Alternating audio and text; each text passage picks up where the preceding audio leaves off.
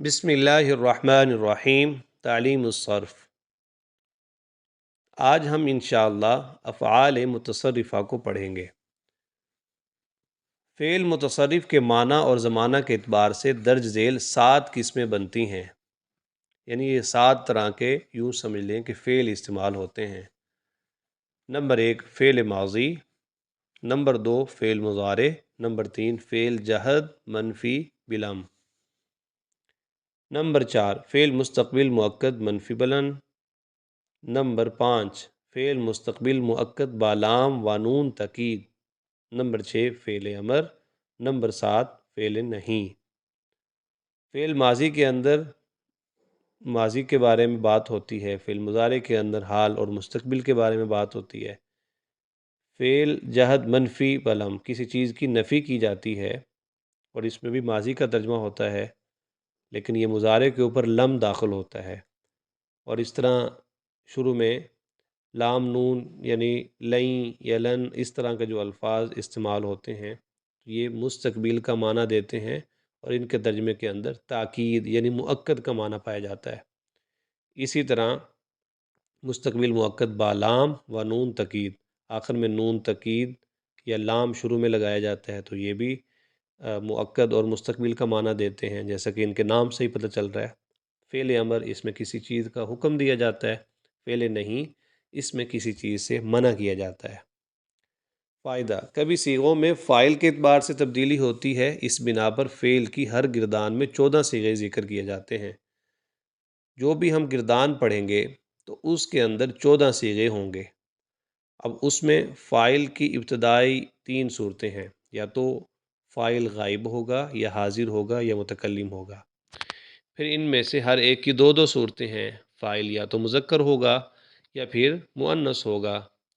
پھر ان میں سے بھی ہر ایک کی 3 صورتیں ہیں کہ فاعل مذکر بھی ہو، یا تو ایک ہوگا یعنی واحد ہوگا، یا 2 تثنیہ ہوں گے، یا پھر جمع یعنی 3 یا 3 سے زائد ہوں گے، خواہ وہ مذکر ہوں یا مؤنث ہوں۔ تو اس لحاظ سے کل 18 صیغے ہونے چاہیے تھے، لیکن عربی زبان میں 18 صورتوں کے لیے 14 صیغے استعمال ہوتے ہیں۔ وہ اس طرح کے جو یعنی متکلم، انشاءاللہ ہم اس کے بارے میں آگے پڑھیں گے، تو اس کے لیے یعنی ایک ہی طرح کا صیغہ استعمال ہوتا ہے، تو اس لیے ہم انشاءاللہ 14 صیغے انشاءاللہ اس کے اندر پڑھیں گے۔ جی اس کے بعد دیکھیں فعل ماضی، اس کی تعریف یاد کر لیں۔ وہ فعل ہے جس سے کسی کام کا گزشتہ زمانے میں ہونا یا کرنا سمجھا جائے، یعنی فعل کا معنی ہوتا ہے کام کرنا یا کرنا، ماضی گزشتہ زمانے میں کسی کام کا کرنا یا ہونا ہمیں سمجھا جائے تو یہ فعل ماضی کہلاتا ہے۔ جیسے داخلہ، وہ داخل ہوا، ایک مرد یعنی ایک مرد داخل ہوا۔ اب یہ داخل ہونا ایک کام ہے اور گزشتہ زمانے میں یعنی یہ کام ہو چکا ہے، تو اس وجہ سے یہ فعل ماضی ہے۔ ایسے ہی ناصرہ، مدد کی اس ایک مرد نے، تو اس میں بھی مدد کرنا پایا جا رہا ہے، اور یہ بھی گزشتہ زمانے کا واقعہ ہے۔ اب اس کے بعد ہم یہ جانیں گے کہ فعل ماضی معلوم بنانے کا طریقہ کیا ہے۔ تو دیکھیے، واحد مذکر غائب فعل ماضی معلوم کا صیغہ مصدر سے بنتا ہے۔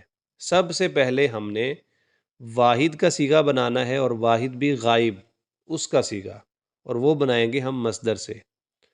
پھر جب وہ صیغہ بن جائے گا، پھر مضارع اسی ماضی سے بنے گا، اور باقی افعال متصرفہ، اسماء مشتقہ مضارع سے بنتے ہیں، پھر باقی صیغے سارے کے سارے مضارع سے بنتے ہیں۔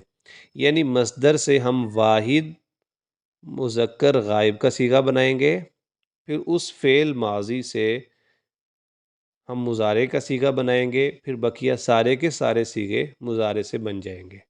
ہر مؤنث کا صیغہ اپنے مذکر سے بنتا ہے، تمام تثنیہ جمع کے صیغے واحد سے بنتے ہیں۔ جی اس کے بعد ہم دیکھتے ہیں فعل ماضی میں تثنیہ مذکر اور مؤنث غائب کے لیے الف استعمال ہوتا ہے۔ تو یہاں سے اب ہم ان کی پہچان شروع کر رہے ہیں کہ تثنیہ مذکر ہو خواہ مؤنث ہو تو اس کے آخر میں الف کا استعمال ہوتا ہے، جیسے ناصرہ، اس ایک مرد نے مدد کی۔ اب اس کے آگے ہم الف لگا دیں گے تو یہ ہو جائے گا نصارا، ان دو یعنی مردوں نے مدد کی۔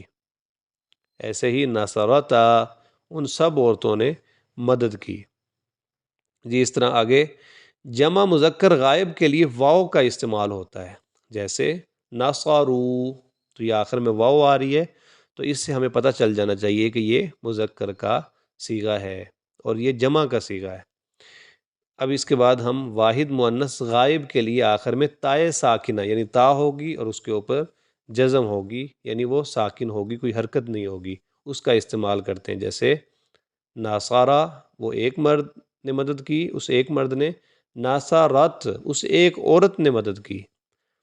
اسی طرح تثنیہ کے بارے میں مؤنث کا ہم نے پڑھ لیا کہ الف اس کے لیے بھی استعمال ہوتا ہے۔ جمع مؤنث کے لیے آخر میں نون مفتوحہ، مفتوحہ یعنی فتح اس کے اوپر ہونا چاہیے، زبر ہونی چاہیے، تو اس کا استعمال ہوتا ہے، جیسے نصرتا، نصرنا، نون کا استعمال ہے جیسے نصرنا۔ پھر اس کے بعد ہم واحد مذکر حاضر یعنی جو سامنے موجود ہے اس کے لیے تا مفتوحہ استعمال ہوتی ہے، یعنی تا کے اوپر زبر ہوتی ہے، جیسے نصرتا، تو نے مدد کی، تم ایک مرد نے مدد کی۔ اور اگر مؤنث ہو تو اس کے نیچے زیر ہوگی، جیسے نصرتی، یعنی تا کے نیچے زیر آ جائے گی۔ تثنیہ مذکر حاضر اور تثنیہ مؤنث حاضر دونوں کا ایک جیسا ہوتا ہے، جیسے نصرتما، دونوں میں تما لگتا ہے۔ جمع مذکر غائب کے لیے جمع مذکر حاضر کے لیے تم لگتا ہے، جیسے نصرتم، اور مؤنث حاضر کے لیے تننا لگائیں گے، جیسے نصرتنہ۔ پھر اس کے بعد آئے گا واحد مذکر مؤنث متکلم، یعنی جو بات کر رہا ہے اس کے لیے جو صیغہ استعمال ہوگا، اس کے لیے تو یعنی تا مضمومہ، تا کے اوپر پیش لگے گی، جیسے نصرتو، میں نے مدد کی، خواہ وہ عورت ہو یا وہ مرد ہو۔ جی اس کے بعد پھر تثنیہ جمع مذکر مؤنث متکلم کے لیے، یعنی اگر کافی سارے بندے بات کر رہے ہوں تو ان سب کے لیے نون الف نا کا استعمال ہوگا، جیسے نصرنا۔